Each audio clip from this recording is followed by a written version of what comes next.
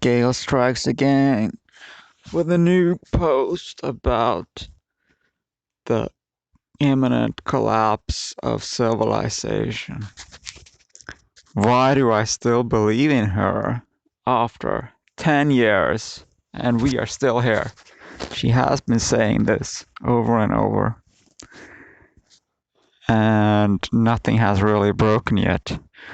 But I think we are getting closer. Because the big picture is exactly the way she describes it. You can't find a fault with the big picture of now entering the crisis years and these cycles that civilizations go through. We've been in stagflation now since the 70s, and we're not returning to growth. We are entering crisis mode. There isn't any energy source that could possibly sustain the growth, right? Or bring back growth. It's simply impossible. So we are definitely collapsing. And if you want to know how that story plays out, you can read Gail Tverberg. But if you want to be blissfully ignorant as long as you can, then I don't recommend reading her, because she is the greatest pessimist in the world. She doesn't give us any hope. She's not trying to sell us anything, not trying to instruct us in how to prevent this collapse, not even trying to give you individual advice in how you can survive and prepare, because she doesn't think it's possible to prepare, and survival will be a huge bottleneck that only an unpredictable few will get through. So there's no preparing for that. But no preparing. So you might as well be ignorant of it, frankly. But for me, I have this morbid curiosity of what is going on. And so I read Gail Tverberg.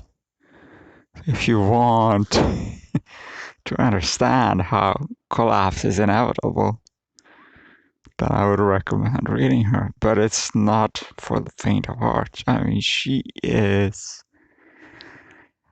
a horror writer, a writer of true horror. It's unlike any other commentator on the economy that you can read, because they all have some kind of optimistic message that if you only do this or that or buy their products or something, then you can be pretty well off.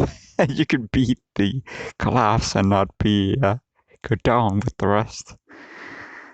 But that's just not realistic, because the economy won't be able to support the overhead for industrial civilization. And you can't do that yourself. You can't bring these products into existence that we need to have a comfortable life.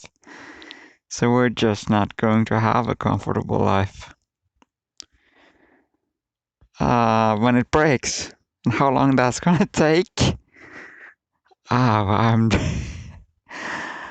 just hoping for a little more time, and then for me, I'm just yeah, we had a pretty good life, you know.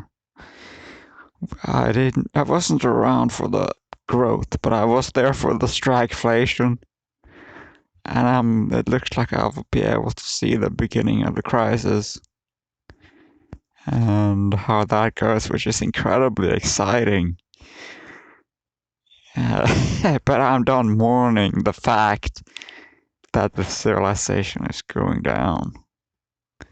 And I also see the silver lining that the feminists are going to suffer now, and their project will fail. Their anti-sex bigotry will fail because they won't be able to enforce it anymore. So I have mixed feelings that yes, it's horrible that we're collapsing, but the bad people are also going to experience the horror when this hits us. So we can both look forward to it and dread the collapse of civilization. And meanwhile, we can read Gail Tverberg.